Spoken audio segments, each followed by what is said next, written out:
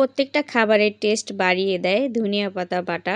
তো ধনিয়া পাতা বাটা পছন্দ করে না এমন কোনো মানুষ কিন্তু খুঁজতে গেলে পাওয়া যাবে না। রাস্তার ধারে, বাসায় বা হোটেলে সব জায়গায় কিন্তু ধনিয়া পাতার একটা প্রচলন থেকেই যায় শীতকালে।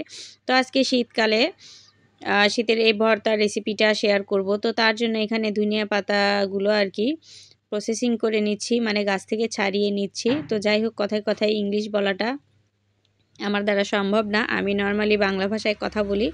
তো যাই হোক, অত সুন্দর করে পরিপাটি করে গুছিয়ে আমি ভিডিও করতে পারি না। তো প্রিয় বন্ধুরা, তোমরা তাতেও আমার ভিডিও কিন্তু দেখো।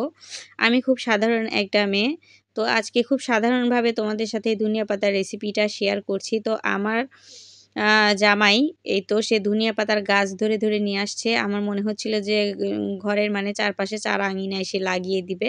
তো আমি বললাম যে, "ছোট ধনিয়া পাতা কি হইছে? তুমি এগুলা কি আনছো?" সে বলতেছে যে, "ছোটগুলা আর এখন ওঠে না নাকি। শীতের শেষ, তাই ধনিয়া পাতার গাছ ধরেই নিয়ে এসে দিছে।" তো এই তো বাইচ্চা-বুচ্চা পরিষ্কার করে ধুইয়া নিছি।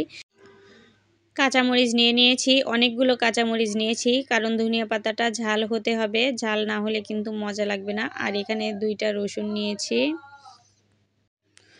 তো এখানে এখন ধনিয়া পাতাগুলো কুচু, কুচু করে কেটে নিব। আর কাটার আগেই আমি হচ্ছে চুলাতে কড়াইটা গরম করে কাঁচামরিচগুলো দিয়ে নিয়েছি। তো কাঁচামরিচটা চিড়ে দেইনি। যদি তেল দিয়ে ভাজতাম তাহলে চিড়ে দিতাম। তা না হলে ফুটে, ফুটে চোখে আসে, মুখে আসে।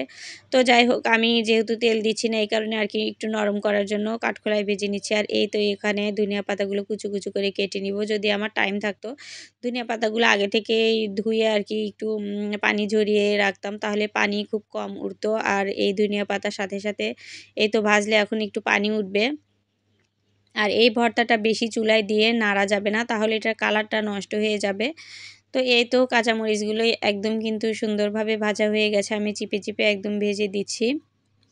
তো এই ভর্তাটা অসাধারণ খেতে লাগে। আমার বাবার এটা অনেক পছন্দের ছিল। সবসময় কেন আমার বাবাকে মনে পড়ে আমি জানি না। সবকিছুতেই আমার তার কথা মনে পড়ে। খেতে গেলে মনে পড়ে, শুতে গেলে মনে পড়ে, কিছু করতে, ঘুরতে, বেড়াতে। কেন এত মনে পড়ে আমি তাকে জানি না। তবে থাকতে হয়তোবা মূল্য দেইনি, এই কারণে এখন অনেক মিস করি। তো এই যে ভর্তা বানাতে গিয়েও মনে হচ্ছিল বারবার যে এটা আমার বাবার অনেক পছন্দের একটা ভর্তা ছিল। তো যাই হোক, ধনিয়া ইয়ার সাথে কি সরি কাঁচামরিচের সাথে আমি একটু কালো জিরাও দিয়ে দিলাম। আর এই তো ধনিয়া পাতা কুচিগুলো দিয়ে নিলাম। ওই তো আমার বাবার কথা বলার পরেই না আমি অন্যমনস্ক হয়ে গেছি। মানে আমি যে এখানে কি করছি ওইটাতে আর আমার খেয়াল নাই। মাত্র মারা গেছে, তো শোকটাকে মানে সামাল দিতে একটু টাইম লাগবে। তো যাই হোক, এখানে একটু তেল দিয়ে ভালো করে একদম ধনিয়া পাতাগুলো ভেজে নিব কাঁচামরিচের সঙ্গে। আর এই তো এখন কিন্তু কাঁচামরিচগুলো আর ফুটবে না। তো ভাজা হয়ে এসেছে, আমি নামিয়ে নিব। আমি শিলপাটায় বাটাটা আর দেখাবো না, কারণ ভিডিওটা অনেক লং হয়ে যাবে। আমি ব্লেন্ডারে বাটবই না, তাহলে মজা লাগবে না। তো ভিউয়ার্স, আমার ভিডিও যদি তোমাদের ভালো লেগে থাকে তাহলে অবশ্যই আমাকে কমেন্ট করে জানাবে, কারণ তোমাদের কমেন্টে আমি উৎসাহিত হই ভিডিও বানাতে।